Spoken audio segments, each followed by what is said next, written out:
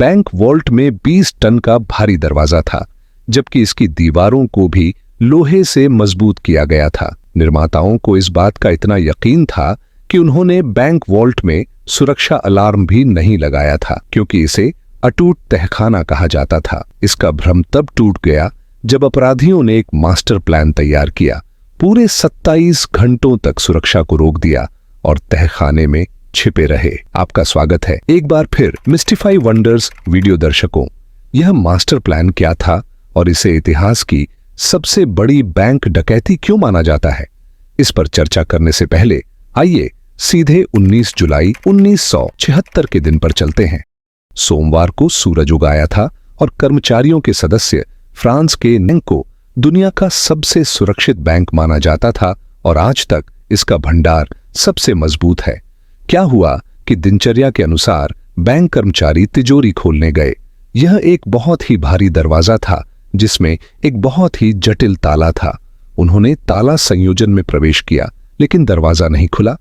यह जानना महत्वपूर्ण है कि इस दरवाजे को पहले भी कई बार समस्याओं का सामना करना पड़ा था। चूंकि इसका वजन लगभग 20 टन था, इसलिए यह अक्सर अटक जाता था। बैंक कर्मचारियों को लगा कि यह अभी भी हमेशा की तरह अटक गया है, इसलिए उन्होंने वॉल्ट निर्माण कंपनी से संपर्क किया। आधे घंटे के बाद कंपनी के विशेषज्ञ बैंक में आए और दरवाजा खोलने की कोशिश करने लगे, लेकिन आश्चर्य की बात यह थी कि कंपनी के विशेषज्ञ भी इस बार दरवाजा नहीं खोल सके। उन्होंने कई प्रयास किए, लेकिन यह दरवाजा किसी भी मामले में खोलने के लिए तैयार नहीं था। मामला अब गंभीर होता जा रहा था, क्योंकि ग्राहक कतार में इंतजार कर रहे थे और यह अब बैंक की प्रतिष्ठा का सवाल था। 3 घंटे की कोशिश के बाद उन्होंने आखिरकार तहखाने की दीवार में एक छेद करने का फैसला किया, ताकि यह देखा जा सके कि दरवाजा किस वजह से अटका हुआ था। तहखाने के दरवाजे पर जबरन प्रवेश के कोई संकेत नहीं थे और इसकी 4 दीवारों में से किसी पर भी कोई निशान नहीं पाए गए थे। जब उन्होंने एक भारी भरकम ड्रिल मशीन का उपयोग करके एक छेद खोदने के बाद अंदर देखा, तो उन्होंने पाया कि किसी ने तिजोरी के दरवाजे को अंदर से बंद कर दिया था। इस दृश्य पर विश्वास करना काफी मुश्किल था, क्योंकि तहखाने में प्रवेश करने का केवल एक ही रास्ता था। अंदर प्रकाश का कोई स्रोत नहीं था और कोई खिड़कियां नहीं थीं, जिसका अर्थ था कि तहखाने में अंदर से प्रवेश करना असंभव था। अब यह देखकर सभी को एहसास हुआ कि यहाँ कुछ असामान्य होना चाहिए। उन्होंने मशीनरी की व्यवस्था की और प्रवेश पाने के लिए तहखाने की दीवार को तोड़ने का फैसला किया। यह काम काफी समय लेने वाला था, क्योंकि दीवारें नियमित दीवारों की तुलना में मोटी थीं और उनके बीच लोहे का सुदृढ़ीकरण भी था। खैर, कई घंटों की कड़ी मेहनत के बाद एक छेद बनाया गया था, ताकि कर्तव्य पुलिस का था, जो उस समय तक पहुंच चुकी थी। लुटेरे भागने से पहले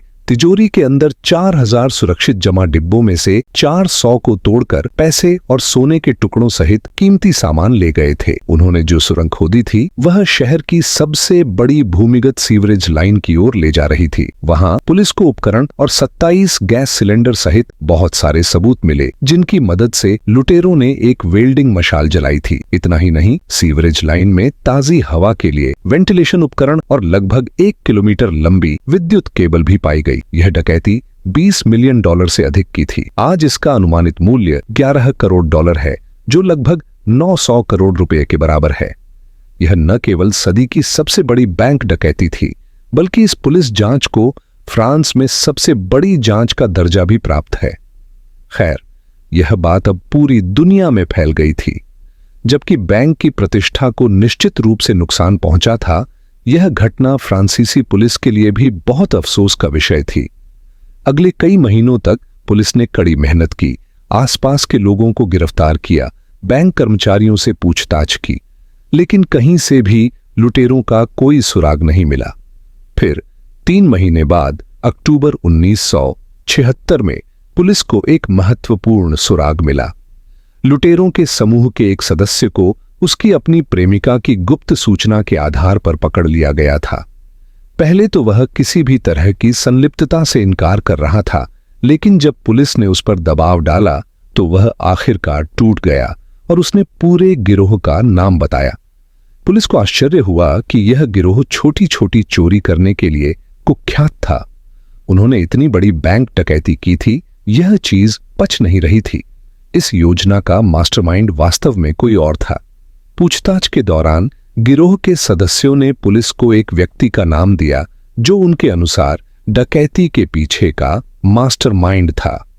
अल्बर्ट स्पागियारी नामक यह व्यक्ति वास्तव में एक फोटोग्राफर था। जब पुलिस ने उसे गिरफ्तार किया तो वह कहीं से भी एक अपराधी की तरह नहीं दिखता था। साधारण कपड़े, सरल जीवन शैली और शहर के बाहरी इलाके में एक सामान्य घर में रहता था। के बारे में पुलिस क्या सोच रही थी वह उससे बिल्कुल अलग था। उसने तुरंत पुलिस के सामने कबूल किया कि वह बैंक डकैती का मास्टरमाइंड था। पुलिस के लिए मामला लगभग बंद हो गया था, लेकिन यह सिर्फ शुरुआत थी।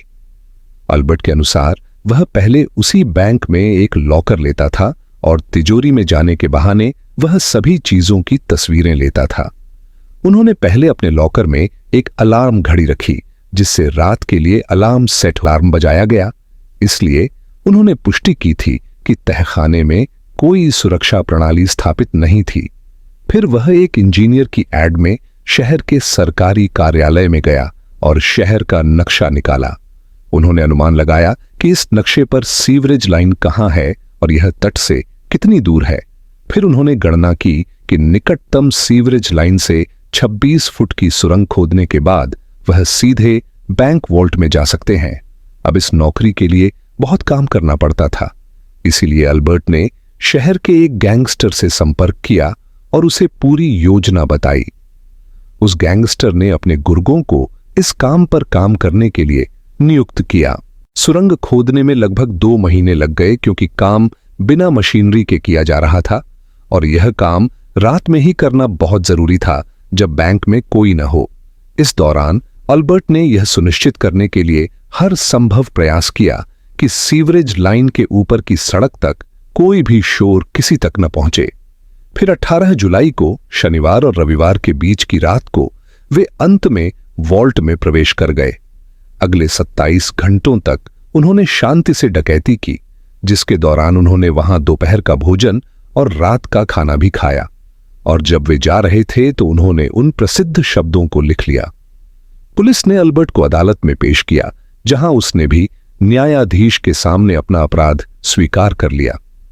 पूछताछ के दौरान उसने अपनी योजना के साक्ष्य और लूटे गए धन का विवरण एक कोड वर्ड में एक कागज पर लिखा था। उन्होंने कहा कि वह यह सबूत केवल न्यायाधीश को देंगे और केवल न्यायाधीश ही इस कोड शब्द को पढ़ पाएंगे। बावजूद वे उसे पकड़ नहीं सके। कई वर्षों के बाद उनका साक्षात्कार इटली में एक टीवी शो पर प्रसारित किया गया था, जिसमें उन्होंने उल्लेख किया कि मुझे 12 साल की उम्र से ही खजाने में गहरी रुचि थी और मैंने इस जुनून को इस डकैती के माध्यम से पूरा किया। ऐसा लग रहा था कि वह इस साक्षात्कार के माध्यम से फ्रांसीसी पुलिस को चिढ़ा रहा था। उसके बाद अल्बर्ट कहां गया, यह रहस्य आज तक हल नहीं हुआ है। अल्बर्ट स्पागियारी का 1989 में निधन हो गया। उनकी मां ने कहा कि अल्बर्ट का शव उनके घर के बाहर छोड़ दिया गया था। मुझे आशा है कि आप मिस्टिफाई वंडर्स के इस वीडियो को पसंद करेंगे और साझा करेंगे। आपकी विनम्र टिप्पणियों के लिए बहुत बहुत धन्यवाद। अगले शानदार में मिलते हैं।